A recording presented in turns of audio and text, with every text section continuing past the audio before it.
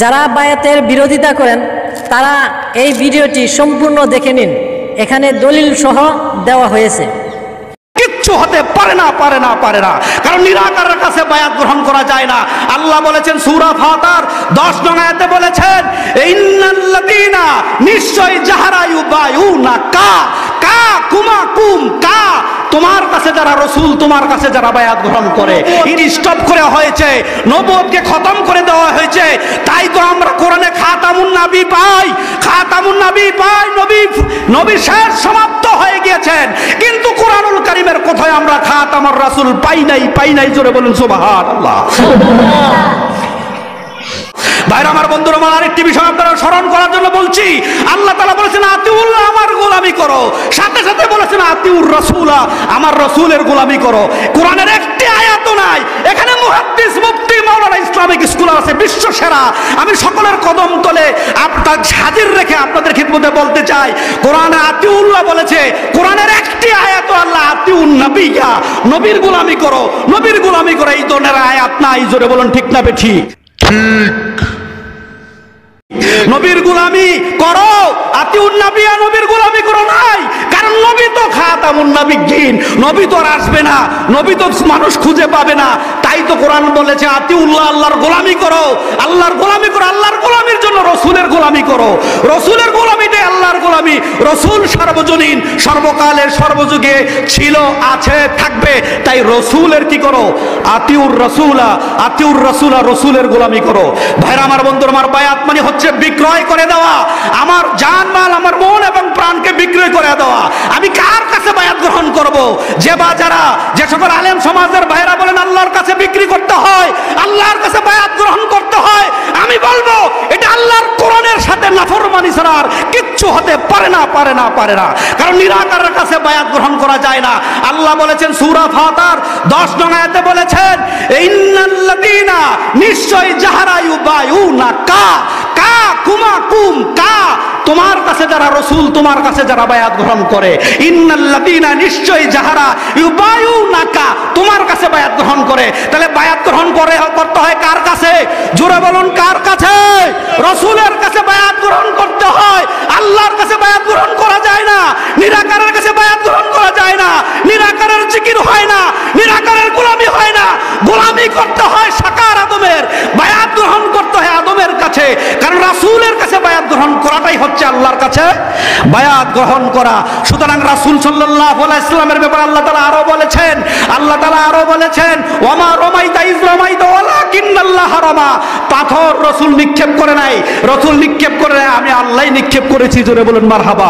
সূরা আরাফের 198 আয়াতে আল্লাহ তাআলা বলেন, কাফেরেরা মহানবীর কাছে গিয়ে বলল, ইয়া রাসূলুল্লাহ, ইয়া হাবিবাল্লাহ, আমাদেরকে আল্লাহ দেখান। সূরা আরাফের 198 নং আয়াতে আল্লাহ তাআলা বলেন, তারাহুম, হে রাসূল আপনি দেখিতেছেন, তারা আপনাকে দেখিতেছে, ওহুম লা ইউবসারুন, তারাহুম ইয়ানজুরুনা ইলাইকা, আপনি দেখিতেছেন, তারা আপনাকে দেখিতেছে, তারাহুম ইয়ানজুরুনা ইলাইকা ওহুম লা ইউবসিরুন, অথচ তারা কিছুই দেখিতেছে না। তার মানে হচ্ছে মুহাম্মদ যে আল্লাহর গুণে গুণান্বিত, মুহাম্মদ যে আল্লাহর নূরের নাম, মুহাম্মদ যে আল্লাহর আখলাকের নাম, মুহাম্মদ যে আল্লাহর প্রকৃতির নাম, মুহাম্মদ যে আল্লাহর প্রকাশের নাম, তারা এটা দেখে নাই, তারা এটা দেখে নাই। তাই তো আল্লাহর ফতোয়া হচ্ছে ইউরিদুনা, কেউ যদি ইচ্ছা করে, আয়ুফাররিকু, পার্থক্য নির্ণয় করার, কেউ যদি ইচ্ছা পোষণ করে, বাইনাল্লাহি ওয়া রাসূলিহি, আল্লাহ এবং রাসূলের মধ্যে পার্থক্য নির্ণয় করার জন্য কেউ যদি ইচ্ছা পোষণ করে, উলাইকা হুমুল কাফিরুনা হাক্কা, তারাই খাঁটি কাফের, তারাই খাঁটি কাফের। জোরে বলেন আল্লাহু আকবার। তাহলে রাসূলের কাছে বায়াত নিতে হয়, জোরে বলেন কার কাছে বায়াত নিতে হয়? কারণ রাসূল সাকার, রাসূল সাকার, আল্লাহর প্রকাশের নাম হচ্ছে মুহাম্মদ, আল্লাহর প্রকাশের নাম হচ্ছে মুহাম্মদ, যে রাসূল পাইলো সেই মুহাম্মদকে পাইলো। জোরে বলুন ঠিক কিনা? এখন মুহাম্মদের সিলসিলা অনুযায়ী তাহলে আমি তো মুহাম্মদ পেলাম না, 1400 বছর আগে যদি রাসূল ইন্তেকাল করে তাহলে আমি তো রাসূল পেলাম না, আমি কার কাছে বায়াত গ্রহণ করব? এই বাংলাদেশের মানুষ এই সময় 2024 সালে কার কাছে বায়াত গ্রহণ করব? বায়াতের সিলসিলাকে আল্লাহ তাআলা স্টপ করে দিয়েছেন। তাই মহানবী সাল্লাল্লাহু আলাইহি সাল্লাম এই বায়াতের সিলসিলাকে কিয়ামত পর্যন্ত জারি রাখার জন্য, যে তিনি যে বলেছেন কুল্লানা মুহাম্মদ, সর্বত্রই মুহাম্মদ, ওয়া আখিরুনা মুহাম্মদ শেষেই মোহাম্মদ থাকবে, ছিল, আছে, থাকবে। তাহলে এই মোহাম্মদের ধারাকে, সিলসিলাকে জারি করার জন্য ঐতিহাসিক গাদিরে ঘুমে মহানবীকে আল্লাহ সুবহানাহু ওয়া তাআলা সূরা মায়দার 67 নং আয়াতে বললেন, ইয়া আইয়ুহার রাসূল বাল্লিগ মা উনজিলা ইলাইকা মির রাব্বিক। আপনার রবের পক্ষ থেকে আপনাকে যে দায়িত্ব দেওয়া হয়েছিল, অর্থাৎ রিসালাতের দায়িত্ব, শেষে বলা হয়েছে রিসালাতের দায়িত্ব যদি আপনি ট্রান্সফার না করেন, আপনি যদি অন্যকে না পৌঁছে দেন, তাহলে রিসালাতের কোনো দায়িত্ব আপনি পালন করেন না বলে ধরে নেওয়া হবে। তাই আপনি রিসালাতের দায়িত্ব পরিবর্তন করেন। খাতামুন নবী কোরআনে আছে, খাতামুর রাসূল নাই, রাসূল শেষ হবে না। আপনি রিসালাতের দায়িত্ব ট্রান্সফার করেন। ঐতিহাসিক গাদিরে ঘুমে মাওলা আলীকে মহানবী 1.5 লক্ষ সাহাবীর সামনে হাত উঁচু করে তুলে ধরে বললেন, মান কুনতু মাওলা ফাহাযা আলীউন মাওলা, আমি যার মাওলা আমার আলী তার মাওলা। জোরে বলেন মারহাবা। তাই আল্লাহ সুবহানাহু ওয়া তাআলা বলেন, ইয়াদুল্লাহি ফাওকা আইদিহি, তাদের হাতের উপর আমার হাত। জোরে বলেন কার হাত? তাহলে রাসূলের হাতই আল্লাহর হাত, মাওলা আলীর হাতই আল্লাহর হাত। এই মাওলা আলীর সাজরা অনুযায়ী আস্তে আস্তে আস্তে বাবা লালপুরি শাহ, বাবা কালু শাহ, এরাও যদি মাওলা আলীর অনুসারী হয়ে থাকে, সেই সিলসিলার মুক্ত অনুসারী হয়ে থাকে, আল্লাহ বলেন ইয়াদুল্লাহি ফাওকা আইদিহিম, তাদের হাতের উপরও কি আমার হাত। সুতরাং আহলাস জিকির হচ্ছে গুরু, আহলাস জিকির হচ্ছে গুরু। এই গুরুর কাছে আল্লাহ প্রাপ্তির জ্ঞান বিদ্যমান থাকে, গুরুর কাছে আল্লাহর প্রাপ্তর জ্ঞান বিদ্যই থাকে। সুতরাং গুরু হচ্ছে ইলাল কাহাব, আমাকে কাহাবের দিকে দৌড়াদৌড়ি করতে হবে।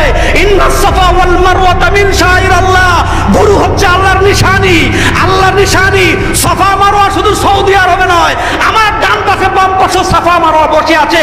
সাফা মানে হচ্ছে পরিশুদ্ধ ব্যক্তি, পরিশুদ্ধ আত্মার অধিকারী, পরিশুদ্ধ নফসের অধিকারী। মারওয়া হচ্ছে মনুষ্যত্বের অধিকারী, মনুষ্যত্ব গুণাবলীর অধিকারী। যার মধ্যে পরিশুদ্ধের পাহাড় আছে, যার মধ্যে আত্মশুদ্ধির পাহাড় আছে, যার হৃদয়ে মনুষ্যত্বের পাহাড় আছে, এইটা হচ্ছে সাফা এবং মারওয়া। এই মিন শাইরাল্লাহ, এই সাফা এবং মারওয়া হচ্ছে আল্লাহর নিশানি। এই আল্লাহর নিশানি হচ্ছে গুরু, এই আল্লাহর নিশানি হচ্ছে গুরু। এই গুরু হচ্ছে আহলাস জিকির।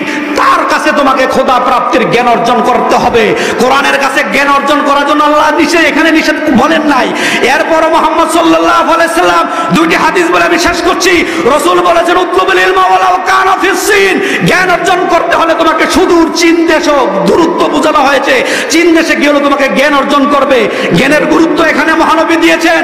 পাশাপাশি মহানবী বলেছেন, আল ইলমু হিসাব আল আকবার, আল্লাহ প্রাপ্তির পথে, আল্লাহ প্রাপ্তির পথে জ্ঞান হচ্ছে পার্টিশন, জ্ঞান হচ্ছে পর্দা। তাইলে আপনি দুই হাদিসের তারজি কিভাবে করবেন? এক হাদিসে বলছে জ্ঞান অর্জন করার জন্য সুদূর চীন চলে যাও, আরেক হাদিস বলছে জ্ঞান হচ্ছে আল্লাহ প্রাপ্তির পর্দা, আল্লাহর পর্দা, আল্লাহ প্রাপ্তির পার্টিশন দেওয়াল। তাহলে আপনি কি করবেন? আপনি কোনটা মানবেন? তার মানে হচ্ছে যেই জ্ঞানের দ্বারা পেট পূজা হয়, যেই জ্ঞানের দ্বারা দুনিয়া অর্জিত হয়, যেই জ্ঞানের দ্বারা দুনিয়া অর্জিত হয়, সেই জ্ঞান অর্জন করা হচ্ছে আল্লাহ প্রাপ্তির পথে পার্টিশন।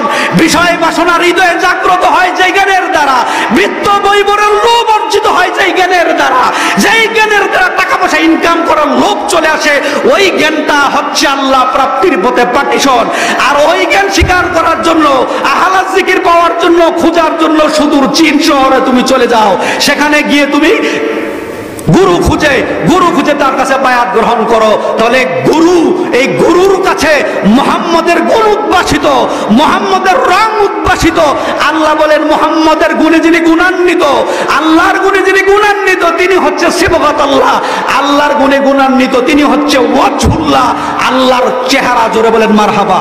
আল্লাহর এই চেহারা তোমাকে দেখতে হলে আল্লাহ বলেন, ফাইনামা তুআল্লু ফাসাম্মা ওয়াজহুল্লাহ, তুমি যেদিকে মুখ ঘুরাও না কেন, আমার চেহারা ছাড়া কিচ্ছু নাই, নাই নাই নাই নাই।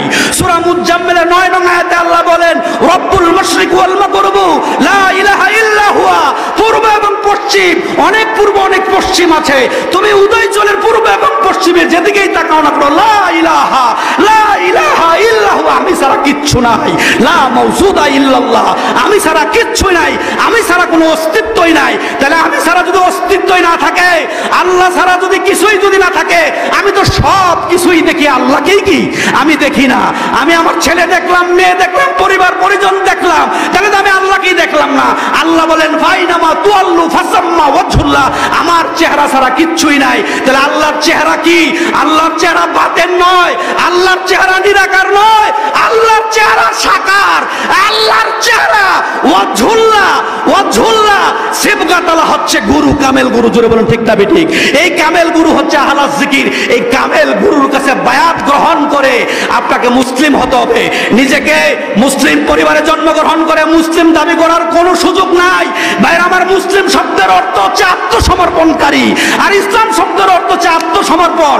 আমি যে নিজেকে মুসলিম দাবি করি, আমি কার কাছে আত্মসমর্পণ করেছি নিজেকে? নিজের বিবেকের আদালতে প্রশ্ন করুন, রাত গভীরে নিজেকে প্রশ্ন করুন। মুসলিম শব্দের অর্থ যদি আত্মসমর্পণকারী হয়, তাহলে আমি কার কাছে নিজেকে আত্মসমর্পণ করে নিজেকে মুসলিম দাবি করছি? আমি তো কারো কাছে আত্মসমর্পণ করি না। যারা বলে মানুষের কাছে মাথা নত করা যায় না, মানুষের কাছে মাথা নত করা যায় না, আমিও বলবো নাস এবং ইনসান শ্রেণীর কাছে মাথা নত করা হারাম, হারাম কুফরি শিরক। কিন্তু আদমের কাছে মাথা নত করা ইবাদত, জোরে বলেন মারহাবা।